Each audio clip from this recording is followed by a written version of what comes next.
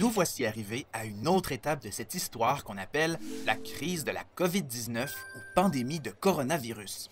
Cette étape, c'est le retour graduel à la normale, qu'on nomme aussi le déconfinement. Pour toi, ça signifie peut-être un retour en classe prochainement et celui de tes parents au boulot.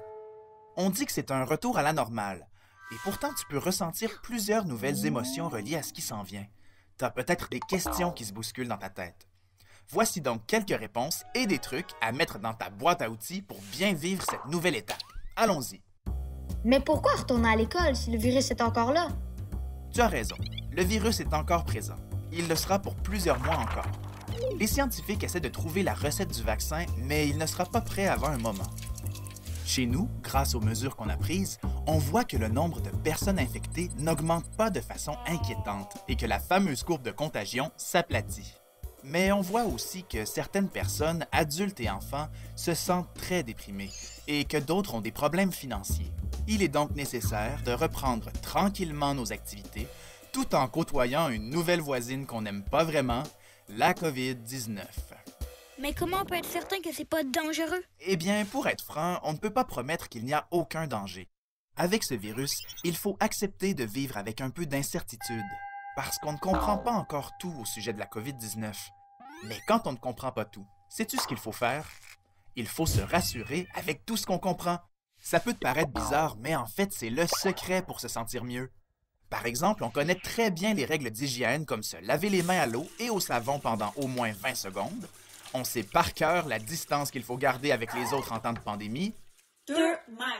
Et on a appris à tousser dans notre coude et ne pas se toucher le visage.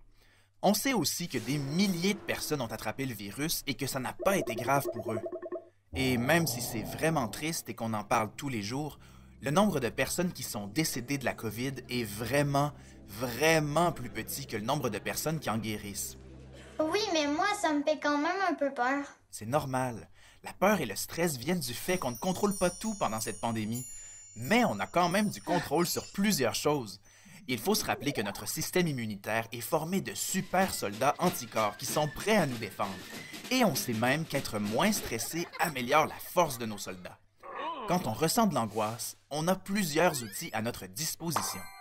Premièrement, on doit accepter ses émotions et en parler avec une personne en qui on a confiance. On peut même dessiner ce qu'on ressent. L'important, c'est de faire sortir la peur à l'extérieur de nous. On peut aussi se rappeler toutes les fois où on a bien combattu une maladie avec notre système immunitaire. C'est arrivé très souvent. Comme toutes les peurs qu'on a surmontées, qui sont disparues et qui se sont même parfois transformées en beaux moments. Mais le meilleur des meilleurs trucs, c'est quoi?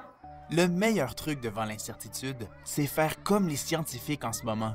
Échanger des informations, discuter avec les autres et les écouter aussi, afin de former une communauté solidaire pour traverser cette nouvelle étape. Parce qu'ensemble, tout va mieux.